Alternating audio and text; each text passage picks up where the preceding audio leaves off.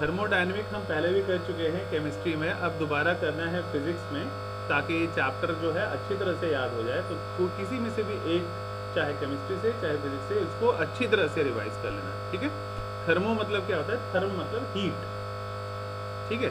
तो कोई भी चीज़ डायनेमिक्स में है या मूवमेंट शो कर रही है और उसके अंदर जो चीज़ें हीट हो रही हैं या वो हीट एब्जॉर्ब कर रहा है या उसमें से हीट रिलीज हो रहा है, इसके रिगार्डिंग हम थर्मोडायनेमिक्स में पढ़ेंगे। थर्मोडायनेमिक होता क्या है? ये एक ब्रांच ऑफ साइंस है जो डील करता है बेटा study of transformation of heat into other forms of energy. मतलब हीट जो है, कहते हैं ना, फर्स्ट लॉ क्या है थर्मोडायनेमिक का, कि energy can neither be created nor be destroy, although it can be change from one form to another. मतलब एक फॉर्म से दूसरे फॉर्म में हम चेंज कर सकते हैं। तो कहने का मतलब एनर्जी को हम कभी भी 100% हीट को वर्क में कभी कन्वर्ट नहीं कर सकते। और अगर हम, इवन आइंस्टाइन भी नहीं कर पाया था कि हम 100% अपना इनपुट दे किसी चीज़ में और हमें 100% ही आउटपुट मिल जाए। अगर ये काम हो गया, जो कि इस बार आ नहीं रहा तुम्हारे सिलेबस में due to lockdown, efficiency of heat engine, तो उसमें पूछ लिया जाता था कि क्यों नहीं टाइम मशीन काम करता। तो टाइम मशीन का भी यही फंडा है कि 100% जो इनपुट देते हैं, जिस दिन हम कामयाब हो गए कि हमारा थोड़ा सा भी एनर्जी वेस्ट नहीं हुआ और पूरा का पूरा जितना हमने इनपुट डाला उतना ही आउटपुट निकाल दिया, उस दिन टाइम मशीन भी काम करना शुरू कर देगा, ठीक है। अब है थर्मल इक्विलिब्रियम। थर्मल इक्विलिब्रियम क्या होता है? थर्मोडायनेमिक एक ऐसा सिस्टम, तो थर्मल इक्विलिब्रियम, अब थर्मल इक्विलिब्रियम की तरफ चलते हैं। थर्मल इक्विलिब्रियम क्या होता है कि लेफ्ट से राइट जब जाएगा कोई भी रिएक्शन, उसको कहते हैं फॉरवर्ड रिएक्शन, और बैक वापस आएगा तो फॉरवर्ड रिएक्शन। कहने का मतलब कोई भी रिएक्शन होगा, मान लो अगर कोई भी रिएक्शन हुआ, A प्लस बी रिएक्ट होकर बन गया C प्लस डी, केमिस्ट्री की लैंग्वेज में बता रहा हूँ, तो A प्लस बी का कंसंट्रेशन जितना बढ़ाते जाओगे उतना जल्दी जल्दी रिएक्टेंट मेरा प्रोडक्ट बनते जाता था। और अगर मैं प्रोडक्ट की तरफ अगर कोई भी चीज़ ऐड करके इसका कंसंट्रेशन बढ़ा रहा हूँ, तो फिर C प्लस डी से दोबारा रिएक्टेंट बनना शुरू कर देता, ठीक है। तो ज़्यादा कंसंट्रेशन से कम कंसंट्रेशन की तरफ ही हमेशा फ्लो होता है किसी भी चीज़ का। और इसमें हम फिजिक्स में वो चीज़ें कैसे करते हैं, या तो प्रेशर चेंज कर देंगे या टेम्परेचर चेंज कर देंगे या वॉल्यूम चेंज कर देंगे, जिसके वजह से रेट लेफ्ट से राइट जब होता है उसको बोलते हैं फॉरवर्ड रिएक्शन, ठीक है। तो रेट ऑफ फॉरवर्ड रिएक्शन जब बराबर हो जाता है रेट ऑफ बैकवर्ड रिएक्शन, तो हम उस कंडीशन को बोलते हैं इक्विलिब्रियम, कि मेरा रिएक्शन किस पे पहुंच गया है? इक्विलिब्रियम में पहुंच गया है, ठीक है। उसके बाद एडियाबैटिक वॉल, एडियाबैटिक वॉल भी आएगा बीच में। तो ये होता क्या है एडियाबैटिक वॉल? वही थर्मस का बोतल जिसमें डबल लेयर्ड होता है, ना हीट अंदर से बाहर जा पाता है ना बाहर से अंदर आ पाता है। तो जिसकी वजह से पानी जो होता है थर्मस की बोतल में, गर्म है तो गर्म ही रहेगा, ठंडा है तो ठंडा ही रहेगा, ठीक है। तो एडियाबैटिक वॉल में जब दो सिस्टम को सेपरेट किया जाता है इस तरह से, सो दैट कोई भी हीट ट्रांसफर नहीं होता, ना ही अंदर से कोई बाहर जा सके, ना ही बाहर से कोई अंदर आ सके, तो ऐसे कंडीशन को क्या बोला जाता है? एडियाबैटिक सिस्टम, या उस वॉल को क्या बोला जाएगा? Adiabatic wall. उसके बाद है डायथर्मिक वॉल, कहीं पे लिखा रहेगा डायथर्मिक वॉल। जब मान लो अगर वॉल को सेपरेट इस तरह से किया जाता है कि जिसमें कंडक्शन ऑफ हीट एनर्जी तो अलाउ होता है, लेकिन जब दो सिस्टम को हम सेपरेट करते हैं इस तरह से ताकि वो इक्विलिब्रियम की पोजीशन पे पहुंच जाता है और उसका टेम्परेचर जो है वो इक्वल हो जाता है, मतलब जितना टेम्परेचर बाहर रहेगा उतना ही टेम्परेचर अंदर रहेगा, उस कंडीशन को बोला जाता है डायथर्मिक वॉल। अगर मैं शॉर्ट में समझाऊं तो देखा होगा कि अगर मान लो मैं ये घर बनाता किसी आयरन मटेरियल का, लोहे का बना देता, एस्बेस्टस की जो शीट होती है उसका, तो गर्मी में ज़्यादा गर्म हो जाता है और ठंडी में ज़्यादा ठंड हो जाता है।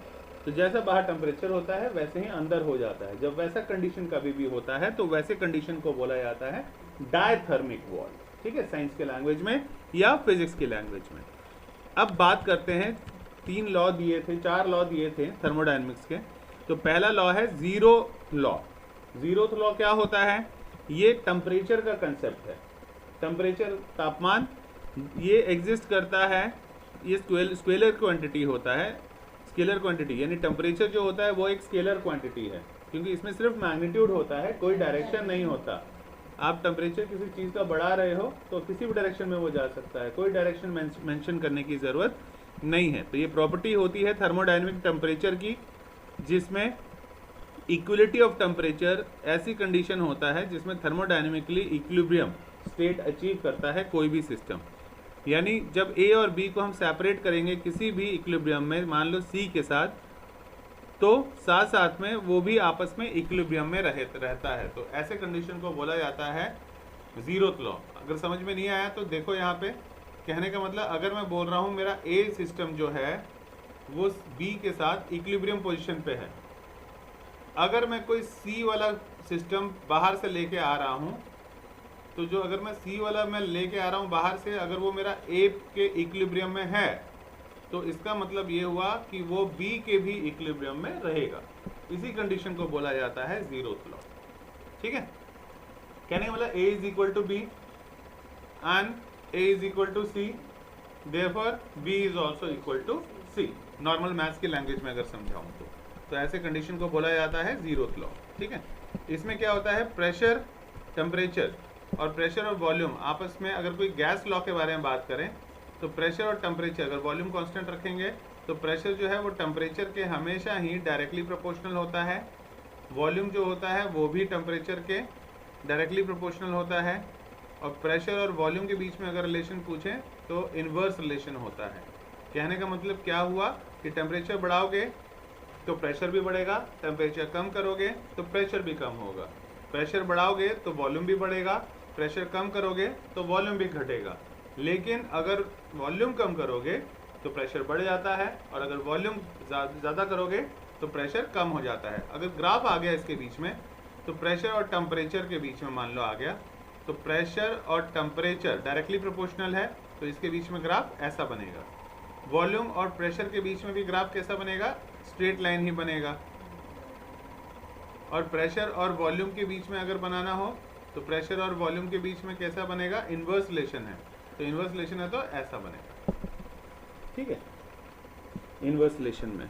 तो ये सारी चीज़ें हमने पढ़ ली है। कौन कौन सा याद दिला देता हूँ। अगर पहला कंडीशन मैंने बोला प्रेशर डायरेक्टली प्रोपोर्शनल है टेम्परेचर के, तो मतलब वॉल्यूम का कंसर्न नहीं हुआ, तो कौन सा लॉ हो गया था, गे-लुसेक लॉ या आइसोकोरिक। अगर मैं बोलता हूँ वॉल्यूम जो है वो प्रेशर के डायरेक्टली प्रोपोर्शनल है, मतलब टेम्परेचर कांस्टेंट हो गया, तो टेम्परेचर कांस्टेंट किस लॉ में होता था, बॉयल्स लॉ, ये बॉयल्स लॉ में होता था। और अगर मैं बोलता हूँ प्रेशर वॉल्यूम के इन्वर्सली प्रोपोर्शनल है, मतलब टेम्परेचर कांस्टेंट, तो टेम्परेचर कांस्टेंट मतलब क्या हो जाता था, गे-लुसेक लॉ। ठीक है, टेम्परेचर कांस्टेंट में किस में होता था, बॉयल्स लॉ। प्रेशर कांस्टेंट किस में होता था, चार्ल्स लॉ।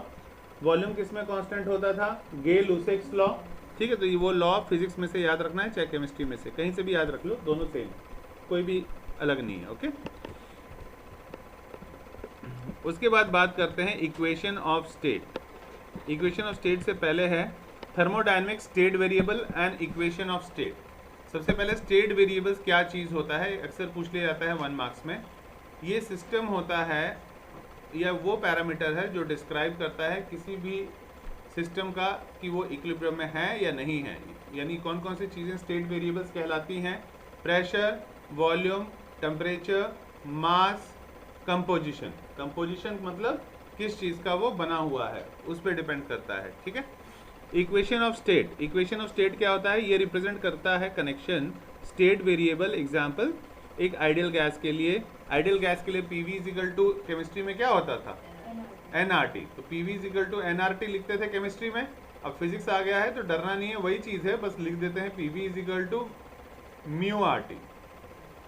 तो यहाँ म्यू वही चीज़ है जो फिजिक्स में एन होता था, तो कोई भी अलग चीज़ नहीं है। अगर एन भी लिख दोगे तो कोई टीचर गलत नहीं कर सकता है। ठीक है, क्योंकि दोनों का मतलब यही है, नंबर ऑफ मोल्स। और मोल्स कौन सा उठाते थे हम लोग, कैलकुलेशन हमने कर रखा है, नंबर ऑफ गैसेस वाला जो है उसी का, वही गैस वाला ही मोल्स देता है, लिक्विड और सॉलिड वाला कभी भी मोल्स नहीं देता।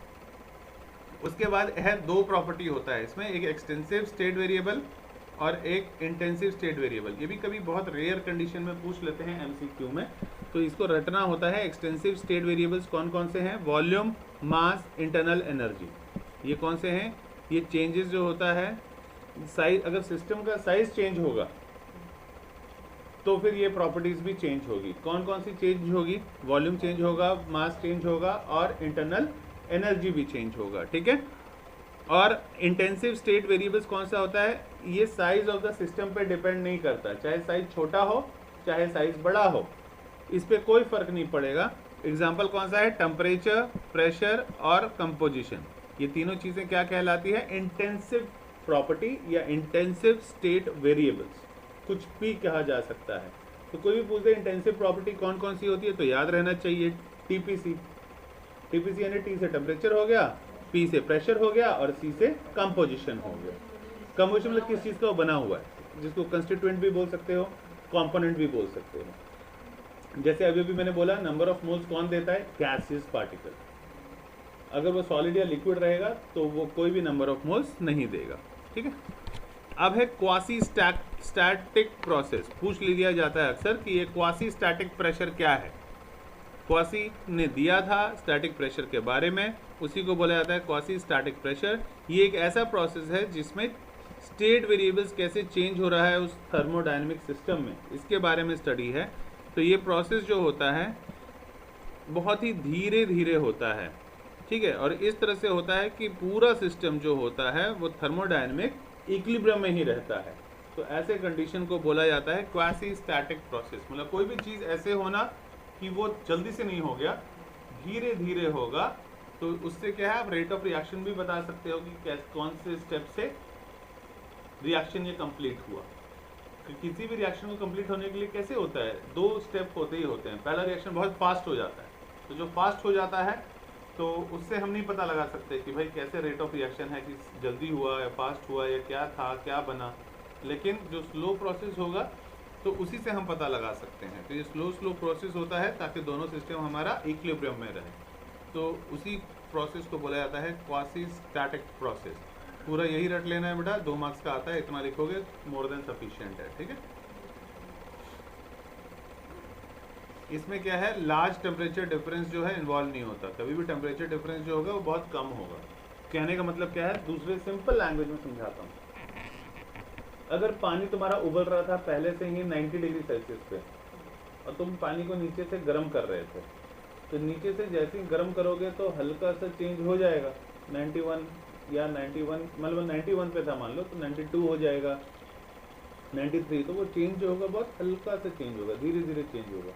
ऐसा तो नहीं है पानी 90 में उबल रहा था, तुमने जैसे नीचे से हीट गैस जलाया वैसे 200 पहुंच गया, 300 पहुंच गया, 500, ऐसा नहीं होता।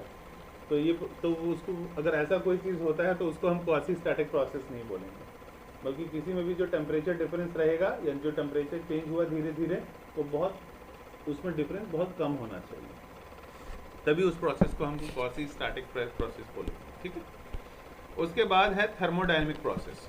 थर्मोडायनेमिक प्रोसेस में चेंज इन सिस्टम या पैरामीटर विद टाइम के साथ क्या क्या चीज़ें होती हैं। अगर वो सिस्टम, अब देखो ये पेज होगा कर्म तुम्हारे में, है ना, जो ऊपर जो था वही नीचे, अब सबको क्लैरिफाई किया होगा। आइसोथर्मल प्रोसेस, तो आइसोथर्मल मतलब, आइसो मतलब सेम, जिसको नहीं पता बेटा वो वहीं लिख लेना। आइसो मतलब सेम और थर्मल मतलब टेम्परेचर। तो अगर टेम्परेचर कांस्टेंट रहा तो ऐसे प्रोसेस को क्या बोला जाता है, आइसोथर्मल प्रोसेस। एडियाबैटिक प्रोसेस में क्या होता है, हीट चेंज कांस्टेंट होता है, मतलब हीट चेंज नहीं होता। जैसे थर्मस की बॉटल, अंदर वाला हीट ना ही बाहर गया, ना ही बाहर वाला कुछ हीट या कोल्डनेस अंदर आया, ऐसा लेयर था। तो ऐसे प्रोसेस को बोलते हैं एडियाबैटिक प्रोसेस। आइसोबारिक में क्या होता है, बार प्रेशर का यूनिट है, तो याद रखो प्रेशर कांस्टेंट होता है। तो प्रेशर यानी डेल्टा पी 0 रहेगा, तो ऐसे प्रोसेस को क्या बोलेंगे, आइसोबारिक प्रोसेस। आइसोकोरिक, कोरिक मतलब वॉल्यूम होता है, तो इसमें क्या होता है, कांस्टेंट रहता है वॉल्यूम, यानी डेल्टा वॉल्यूम का वैल्यू कितना रहेगा, 0 रहेगा। तो ऐसे प्रोसेस को क्या बोला जाएगा, आइसोकोरिक प्रोसेस बोला जाएगा, ठीक है। उसके बाद है आइसोकोरिक के बाद आइसोथर्मल चेंज। आइसोथर्मल चेंज मतलब क्या कांस्टेंट रहेगा, टेम्परेचर। तो मान लो चेंज इन प्रेशर और वॉल्यूम, क्योंकि टेम्परेचर तो कांस्टेंट है, टेम्परेचर कांस्टेंट है मतलब टेम्परेचर को हम चेंज नहीं कर सकते। सिर्फ किसको किसको चेंज कर सकते हैं, प्रेशर और वॉल्यूम को, विदाउट चेंज इन टेम्परेचर। तो फिर मान लो ऐसा कंडीशन दे दिया कि वॉल जो है कंटेनर का वो कंडक्टिंग वॉल है, ताकि फ्री एक्सचेंज ऑफ हीट हो रहा है, गैसेस और सराउंडिंग्स में, ठीक है। अंदर बाहर हीट का एक्सचेंज आराम से हो रहा है। सेकंड, एक और कंडीशन दे सकते हैं कि एक ऐसा प्रोसेस है कंप्रेशन का, किसी चीज़ को अगर दबाओगे जब फैलेगा, ये धीरे धीरे होना चाहिए ताकि कुछ टाइम लगे। For example exchange of heat. Heat जब हम किसी भी चीज़ को करते हैं, गर्म करते हैं, मतलब पानी गर्म कर रहा हूँ मैं, तो अचानक से पूरा गर्म नहीं हो जाता, धीरे धीरे धीरे उसका टेम्परेचर बढ़ते रहता है। फिर अगर ऐसे ही छोड़ दूंगा तो धीरे धीरे धीरे धीरे टेम्परेचर कम भी हो जाएगा, ठीक है। तो एग्जाम्पल क्या है इसका, मेल्टिंग एंड बॉइलिंग, एज क्योंकि टेम्परेचर जो है वो क्या होता है, कांस्टेंट होता है। जैसे जैसे टेम्परेचर जो है वो मान लो कांस्टेंट है, तो बॉयल्स लॉ अगर है तो बॉयल्स लॉ में किसको कांस्टेंट रखा जाता है, टेम्परेचर को। अब टेम्परेचर को अगर कांस्टेंट रखोगे, ये देखो बॉयल्स लॉ है, बॉयल्स लॉ में टेम्परेचर कांस्टेंट रहेगा तो उस कंडीशन में हमारा प्रेशर जो होता है वो इन्वर्सली प्रोपोर्शनल हो जाता है वॉल्यूम का। तो ये बॉयल्स लॉ है, ठीक है। तो बॉयल्स लॉ में टेम्परेचर कांस्टेंट है, टेम्परेचर जो है वो कांस्टेंट है, तो pressure inversely proportional to volume है, तो V वहाँ जाएगा तो क्या हो जाएगा, PV is equal to constant, ठीक है। आइसोथर्मल प्रोसेस के लिए देखो डेल्टा टेम्परेचर, डेल्टा T यानी टेम्परेचर 0 था, और C ये जो कि आउट ऑफ सिलेबस कर दिया है तुम्हारा स्पेसिफिक हीट वाला पोर्शन, तो स्पेसिफिक हीट यानी C इज इक्वल टू होता है delta Q upon M into delta T। यहाँ पे क्या क्या चीज़ है, C मतलब स्पेसिफिक हीट, हर एक चीज़, हर एक दुनिया में चीज़ गर्म होने का टाइम अलग अलग है। कुछ चीज़ें जल्दी जल्दी गर्म हो जाती हैं, कुछ चीज़ टाइम लेती हैं गर्म होने में। तो मिनिमम टेम्परेचर जिस पे कोई भी चीज़ हीट होती है या आग पकड़ती है, उसको क्या पढ़ा था बचपन में, इग्निशन टेम्परेचर। इग्निशन टेम्परेचर मतलब वो मिनिमम टेम्परेचर जिस पे कोई भी चीज़ आग जल्दी से पकड़ लेती है। तो उसी तरह से मिनिमम हीट जिस पे कोई भी चीज़ गर्म हो जाती है देते ही, उसे कहते हैं स्पेसिफिक हीट। तो डेल्टा Q मतलब क्या है, हीट चेंज, कितना वो टेम्परेचर चेंज हुआ वो हीट चेंज से पता लग जाता है। और upon M into delta T, delta T का वैल्यू कितना था, कांस्टेंट, तो 1 अपॉन कांस्टेंट होता कितना है, इन्फिनिटी।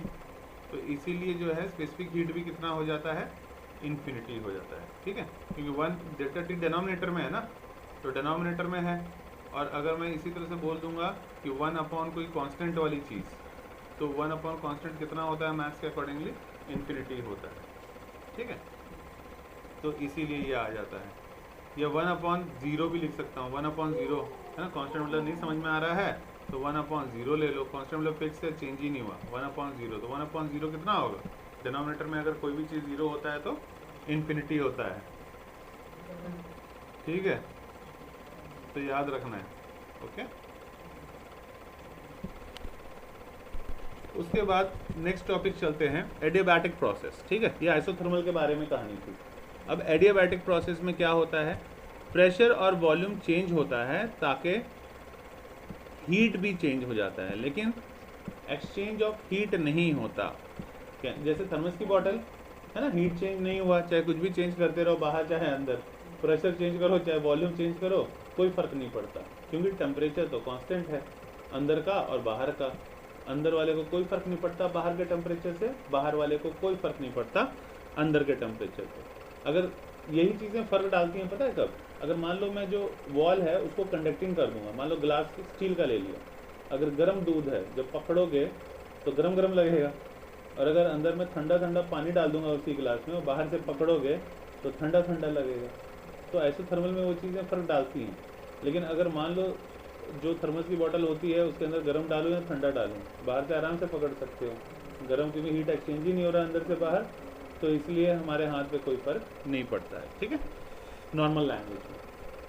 अब एडियाबैटिक प्रोसेस, एडियाबैटिक अगर प्रोसेस होता है बेटा, तो मान लो कंडीशंस क्या है, मान लो वॉल्स जो है कंटेनर का वो नॉन कंडक्टिंग होना चाहिए, पहली बात तो है ना, कि मतलब वो स्टील का नहीं होना चाहिए, ऐसी चीज़ का होना चाहिए कि भाई जिस पे गर्म और ठंडा का कोई फ़र्क ना पड़े। दूसरा क्या कंडीशन है, प्रोसेस ऑफ एक्सपेंशन और कंप्रेशन गैस का वो इस तरह से होना चाहिए, अचानक चेंज, ठीक है, एक्सपेंशन या कंप्रेशन ऑफ गैस का अचानक से चेंज होना चाहिए ताकि कोई टाइम ही ना मिले उसे हीट को एक्सचेंज करने में, ठीक है, इतना जल्दी होना चाहिए, ठंडे से गर्म, गर्म से ठंडा। अब एडियाबैटिक रिलेशन में प्रेशर और वॉल्यूम के बीच में क्या होता है, दूसरे उसमें तो क्या था, PV is equal to constant था ना। जब एडियाबैटिक आ जाता है तो पीवी के ऊपर गामा लग जाता है, cubical expansion, coefficient of cubical expansion कहा जाता है इसे, ठीक है। तो ये इज इक्वल टू कॉन्स्टेंट हो जाता है। और गामा होता क्या है, ये रेशियो होता है किसका किसका, सीपी और सीवी का। अब ये सीपी और सीवी क्या है, ये स्पेसिफिक हीट है एट कांस्टेंट प्रेशर, और ये सी क्या है, वही स्पेसिफिक हीट है एट कांस्टेंट वॉल्यूम। एक किया था रिलेशन, याद है कि सीपी ज़्यादा होता है कि सीवी ज़्यादा होता है। तो सीपी और सीवी में रिलेशन का डेरिवेशन भी आता है जो किया था फिजिक्स में, इसमें भी वही वाला याद रखना, ताकि अलग अलग जगह से पढ़ने की ज़रूरत नहीं है। तो होता क्या है, CP minus CV is equal to R, ये रिलेशन डिराइव किया था ना। तो फिर यानी इससे मुझे क्या पता लगा कि मेरा जो सीपी है वो is equal to CV plus R है। मतलब अगर लड़ाई लड़ना है तो ये ज़्यादा ताकतवर है, ये ज़्यादा, इसकी वैल्यू ज़्यादा है। ये 100 किलो का इसमें हाथियों का पावर है, और यहाँ बेचारे को हेल्प लेनी पड़ रही है किसी और की भी, है ना, ताकत इकट्ठा करने के लिए लड़ना है। तो ये कमज़ोर है और ये मजबूत है, तो ये ज़्यादा है, यानी सीपी जो है उसकी वैल्यू हमेशा ही ज़्यादा रहेगी as compare to CP normal language में, ठीक है। टेक्निकल लैंग्वेज में भी डिराइव किया हुआ है ऑलरेडी फिजिक्स में, तो वही वाला करना है, कहीं और फॉलो नहीं करना है, ठीक है ना। अब स्टैंडर्ड रिलेशन क्या होता है, P V is equal to N R T. अगर number of mole of gas 1 लेंगे तो P V is equal to R T हो जाएगा, नंबर ऑफ मोल। यानी इस कंडीशन में ये कहाँ से आया, ये यहाँ से आया कि P V is equal to यहाँ पे एन का वैल्यू जो था, एन का वैल्यू 1 ले लिया, यहाँ पे कहीं पे लिख लेना, एन का वैल्यू 1 ले लिया स्टैंडर्ड रिलेशन के लिए, okay.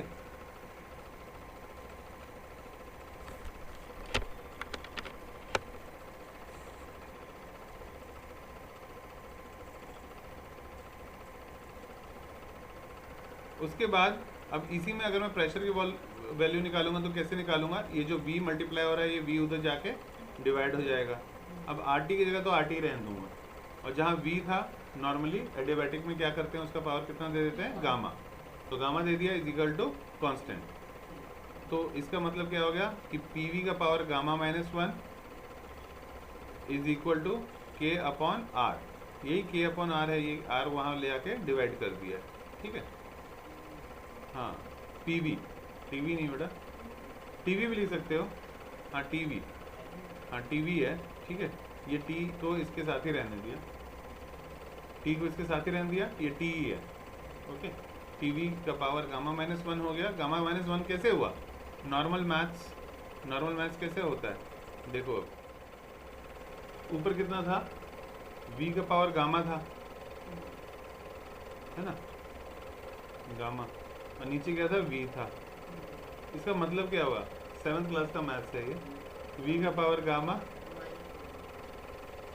Minus v power 1 divide upon, है ना, अपॉन मतलब डिवाइड। तो जब डिवाइड होता है सेम वे से तो पावर क्या हो जाता है, बस यही होता है ना, गामा -1 यहाँ से आ गया, ठीक है। तो ये नॉर्मल मैथ्स है, पता होना चाहिए, ठीक है। ये कोई नहीं आएगा समझाने के लिए, मैंने समझा दिया एक बार ताकि याद रहे, ये इम्पोर्टेंट है, ओके।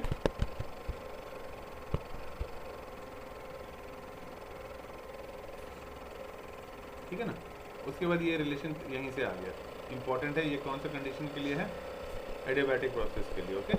अब एडियाबैटिक अगर प्रोसेस होगा तो मान लो हीट चेंज तो हुआ नहीं, हीट चेंज 0 है, फिर से वही इक्वेशन लेंगे, हीट चेंज तो हुआ नहीं, तो स्पेसिफिक हीट इक्वल टू होता है delta Q upon MC delta T, ठीक है, जो कि सिलेबस में नहीं था इसलिए नहीं बताया मैंने, ठीक है। नहीं तो वो बॉम्ब कैलोरीमीटर वाला आता फिर उसमें ज़्यादा क्लियर होता। स्पेसिफिक हीट है नहीं, फिर ये क्या है, इज इक्वल टू 0। अगर 0 है तो specific heat of the gas adiabatic process के लिए वो भी क्या हो जाएगा, 0 हो जाएगा, ठीक है, क्योंकि फिर से वही हो जाएगा 1/∞, तो 1/∞ 0 होता है तो ये 0 हो जाएगा, ठीक। अब specific heat of the gas adiabatic process के लिए कितना होता है ये भी याद रखना है, 0 होता है, ओके, क्योंकि इसमें डेल्टा Q 0 है ना। अगर मैं यहाँ 0 रख दूंगा, डेल्टा Q की जगह 0 अपॉन नीचे कुछ भी हो कितना आएगा, 0 ही आएगा, इसलिए 0 आ गया। तो इसके लिए बिल्कुल भी माइंड यूज़ नहीं करना है, ओके। बस एक बार इसको अच्छी तरह से रीडिंग कर लेंगे। उसके बाद नीचे आ जाओ, उसके बाद है work done in isothermal expansion, काम करना, कैसे काम होता है, हीट इंजन कैसे काम करता है। लेकिन हीट इंजन भी है नहीं तुम्हारे सिलेबस में, ना ही रेफ्रिजरेटर है ना, दोनों हटा दिया है ना सिलेबस से, दोनों उड़ा दिया है। फिर भी हम थोड़ी थोड़ी बातें कर लेते हैं ताकि ऐसा ना हो कि कुछ पता ही नहीं है हमें, हमें सब आता है। हाँ कंसिडर कर लिया है, मान लो 1 ग्राम मोल किसी भी आइडियल गैस का। आइडियल कंडीशन क्या होता है, P V is equal to N R T, जिसमें नंबर ऑफ मोल 1 ले लेते हैं, ठीक है। हमेशा आइडियल गैस प्रैक्टिकली पॉसिबल नहीं है, हम मान के करते हैं कोई भी कैलकुलेशन, इसीलिए, ठीक है। मान लो अब उसको एक सिलेंडर में बंद भी कर दिया, ठीक है, चारों तरफ से, और कैसा वॉल लगा दिया है, कंडक्टिंग वॉल, पेरीफेरी यानी उसके बगल में नीचे कंडक्टिंग वॉल लगा दिया है, और फ्रिक्शनलेस है वो, और नॉन कंडक्टिंग पिस्टन है। पिस्टन जो लगाया है, पिस्टन जानते हो क्या होता है, देखा है सब, बाइक में भी होता है, गाड़ी में भी होता है। मान लो एक कोई सिलेंडर जैसा चीज़ है, ऐसे है, प्रेशर इससे लगता है, इस तरह का होता है ना, और नीचे गैस गैस होना चाहिए। हाँ गर्म होगा तो ये नीचे दबाएगा इसको, बिल्कुल। तो ये जो है ये कैसे बनाया हुआ है बेटा, ये नॉन कंडक्टिंग है, ठीक है। हाँ बिल्कुल, बिल्कुल सही जवाब, ठीक है। उसके बाद मान लो P1, V1 और T ये इनिशियल पैरामीटर था गैस का, मतलब प्रेशर 1, वॉल्यूम 1 और टेम्परेचर 1। और जब एक्सपेंड हुआ, फैला वो, तो फैला हुआ तो प्रेशर चेंज हो जाएगा, टेम्परेचर कांस्टेंट है, तो P1 वाला क्या हो गया P2, V1 वाला क्या हो गया V2, और T वाला क्या हो गया T2, ठीक है। कांस्टेंट है, अच्छा टेम्परेचर कांस्टेंट है तो वो T2 नहीं हुआ, वो T का T ही रहा, ठीक है। तो अब मान लो इंस्टेंट प्रेशर, स्टार्टिंग में प्रेशर जो था वो P था, ठीक है। तो फोर्स, प्रेशर और एरिया में क्या रिलेशन होता है, pressure is equal to force upon area, तो force is equal to pressure into area. अब मान लो एक्सपेंड जब होगा, एक्सपेंशन जो हो रहा है वो धीरे धीरे एक्सपेंड हो रहा है कोई चीज, तो स्मॉल डिस्प्लेसमेंट जो होगा पिस्टन में, वर्क डन कैसे निकाला जाता है, फोर्स इनटू डिस्प्लेसमेंट। तो फोर्स ये रहा, और जो दबाया गया है ताकि थोड़ा सा डिस्टेंस पिस्टन का ऊपर से नीचे हो गया, वो डिस्प्लेसमेंट dx ले लिया था, ठीक है। तो P इंटू ए, फोर्स की जगह तो P इंटू ए डाल दिया, और जो डिस्प्लेसमेंट हुआ वो dx डाल दिया। और अगर ध्यान से देखोगे तो अगर सिलेंडर, मैंने पहले बताया हुआ है तुम लोगों को कि अगर ये सिलेंडर है, अगर मैं बोलूँगा इसका वॉल्यूम क्या हुआ फिजिक्स की लैंग्वेज में, तो इसका वॉल्यूम क्या होता है सिलेंडर का, मैथ्स के accordingly pi R square H होता था, है ना। ये x ले लेता हूँ, मान लो यहाँ से यहाँ तक डिस्टेंस x है, तो पाई स्क्वायर x हो गया, और पाई स्क्वायर ये क्या होता है, एरिया ऑफ नीचे वाला, यानी एरिया ऑफ बेस। ये एरिया ऑफ बेस क्या है, तो इसकी जगह a लिख देते हैं, और ये जो है x है तो x है, dx लेंगे तो dx, ठीक है। तो इसीलिए ये a और dx जो है, अगर ध्यान से देखोगे इतना portion a into D x, ये क्या होता हो गया, वॉल्यूम हो गया, वॉल्यूम ही हो गया ना, वॉल्यूम पाई स्क्वायर एक्स, ये क्या था, ये वॉल्यूम था, तो इसी की जगह वॉल्यूम डाल दिया जाता है, तो P इंटू वी हो जाता है, या डी एक्स था इसलिए डी वी ले लिया, ठीक है। थोड़ा सा वॉल्यूम लिया था इसलिए एरिया थोड़ा सा लिया था, तो वॉल्यूम भी थोड़ा सा, ठीक। उसके बाद स्लोप ऑफ आइसोथर्मल कर्व कैसा होता है, dp बाई dv जब करते हैं तो माइनस पी अपॉन वी के बराबर आता है। और अगर एडियाबैटिक कर्व कैसे आता है वो कोई नहीं पूछेगा, डेरिवेशन है नहीं तुम्हारे को सिलेबस में, सिर्फ इतना पता रहना चाहिए कि स्लोप जो है आइसोथर्मल कर्व का माइनस पी अपॉन वी आ जाएगा, ये यही वाला, या तो माइनस dp अपॉन dv या माइनस पी अपॉन वी। और स्लोप ऑफ एडियाबैटिक कर्व का क्या होगा, वो भी गामा लग जाता है साथ में, बाकी सब कुछ सेम रहता है, एडियाबैटिक जहां भी आएगा गामा लग जाएगा साथ में, ठीक है।